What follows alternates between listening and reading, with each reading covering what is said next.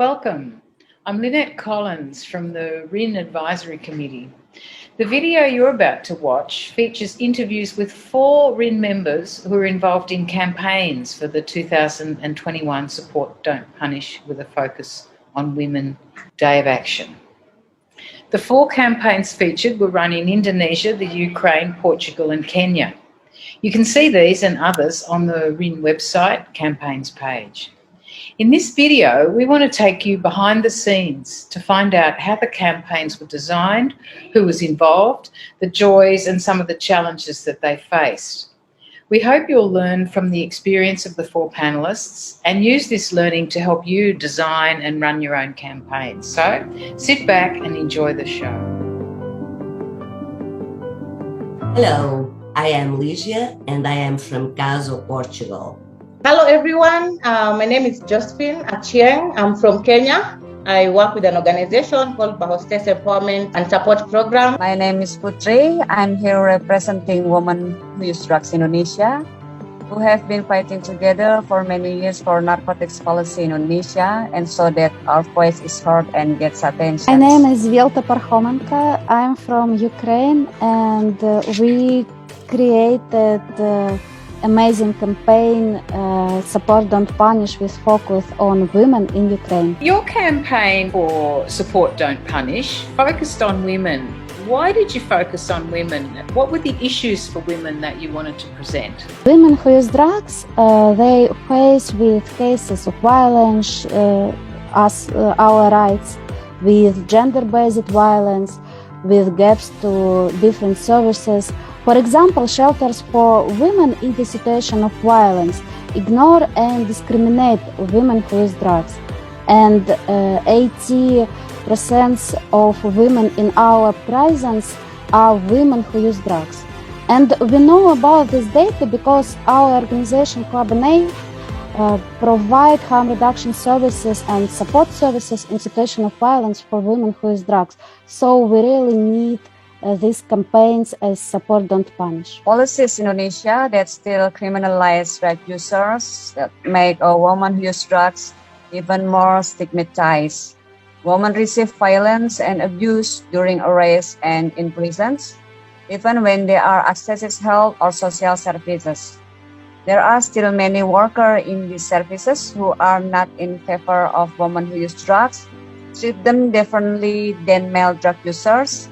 These workers are more judgmental of women who use drugs and don't see the needs from the side of women who use drugs. Who was involved in making your campaign? Did you work with other groups? Actually, we have 12 focal points across 12 provinces in Indonesia.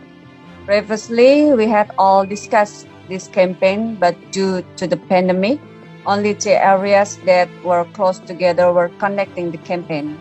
During the campaign, the number of COVID cases was very high in our city, so activities were very limited. We were involved at a national level, and also we sought out partnership, and we were able to reach out to women who use drugs. And for our case, we reached out to sex workers and sex worker drug users because of the issues that they face. So the people who are involved basically are the networks, the women networks, and also the community themselves. We've been building community of women who use drugs, and we've been doing this for some years now, since 2017, 2018. And along the way, we have met others with similar goals or similar interests, and some of them became our partners, for instance, like RIN. Each of the groups that did campaigns had a different activity, a different way of presenting what they wanted to say. Why did you choose to do things in the way that you did We them? see that many campaigns about drug using are sad and maybe hard in Ukraine. And we said we are really tired to cry. We want to celebrate for our freedom. So we organized an open-air party in Independence Square in capital of the Ukraine, in Kiev.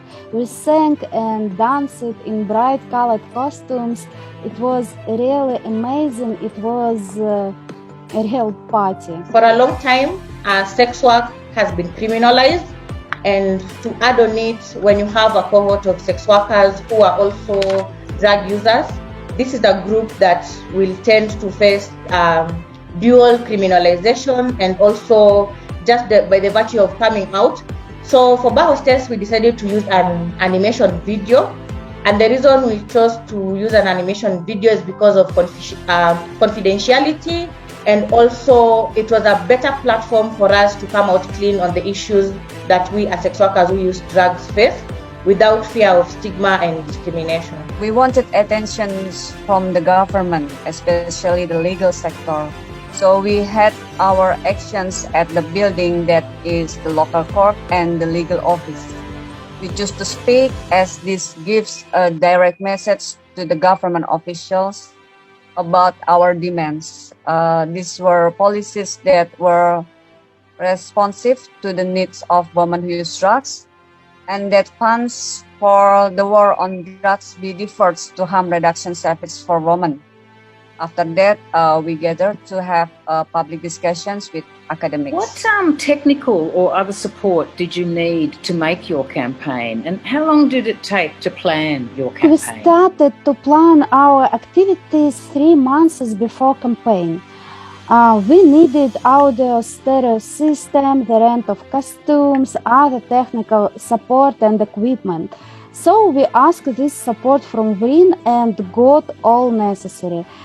It was important for us, and I want to say thank you, VRIN, for support important activities for women. We don't have an in-house graphics designer and also an animator, so we had to outsource that service. We had to reach out to a number of companies and also a number of graphic designers to support us. We printed t-shirts.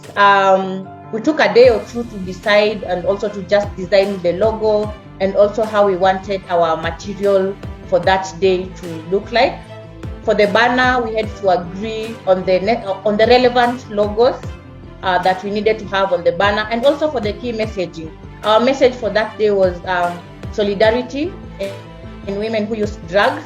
So it's something that we really had to think about as we were preparing. At the time the campaign happened on the day, how did you publicise the campaign? Who did you inform, and how did you let them know what was happening? We said what we were doing to everyone, so in the social media, to friends, everyone, but we didn't say exactly when and where, because this meeting was closed door, Since last year, we are doing things like that because of COVID. So it's a condition, and we are trying to get the best of it. We invite representatives from other organizations to join so they could better understand the campaigns.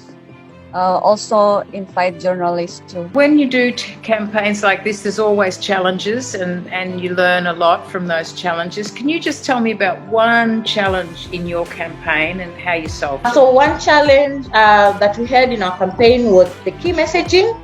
So you find that the groups that we were teaming up with, especially for the 4 kilometers walk that we did, came with, did not really understand.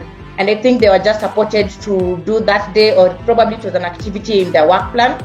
So their intervention was not community-led, so they came with discriminatory messages. So we had to spend a lot of time, and we had to spend a lot of time in terms of agreeing which messages do we use for the walk, so that our advocacy is clear and also specific. We had risks of overcoming our action from right radical activists, because these aggressive men are against drug using, against feminism. So we sent official letter to national policemen in Ukraine, and policemen protected our action from these activists. What was useful in terms of the outcome of your campaign? What was fun, or what was an important outcome for you as a group? It was the best campaign ever, I can tell you. And I hope I can tell you this again next year. The most wonderful thing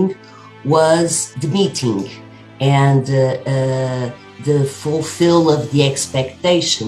It was amazing about the strength and power of women who use drugs.